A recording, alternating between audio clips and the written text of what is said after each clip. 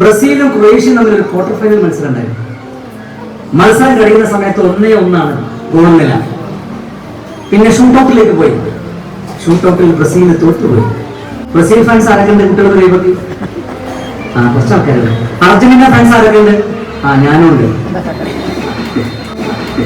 Brazil തോറ്റപ്പോ Brazil fans ഒക്കെ കരഞ്ഞു ഇല്ലേ? നമ്മുടെ കേരളത്തിലുള്ള കോഴിക്കോട്ടുള്ള മുട്ടാഞ്ചേരിയിലുള്ള ബ്രസീൽ ഫാൻസ് വരെ കരഞ്ഞു.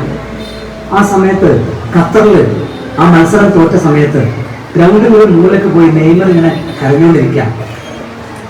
ക്രൊയേഷ്യയാണ് ജയിച്ചത്. ക്രൊയേഷ്യൻ ടീമിലെ കളിക്കാരൻ മുഴുവനും ജയിച്ച ആഹ്ലാദ നൃത്തം ചവിട്ടാണ്. ആ സമയത്ത് ഇവാൻ പേഷിക് എന്ന് പറയുന്ന ഒരു കളിക്കാരനുണ്ട്. ആ കളിക്കാരന്റെ 9 വയസ്സുള്ള ഒരു മകനുണ്ട്. ലിയോ എന്നാണ് മകന്റെ പേര്. ആ ലിയോന്റെ ജോലി അറിയോ?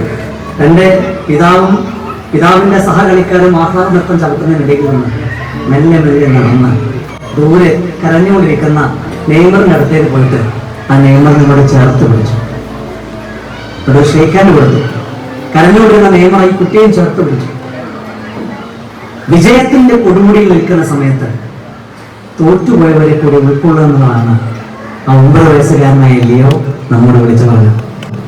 ഞാൻ പ്രിയപ്പെട്ട കൂട്ടുകാരോട് പറയുന്നത്, നിങ്ങൾക്ക് ഈ പരീക്ഷയിൽ മാത്രമല്ല, ജീവിതത്തിലൊക്കെ നിങ്ങൾക്ക് വലിയ വലിയ വിജയങ്ങൾ ഉണ്ടാകും.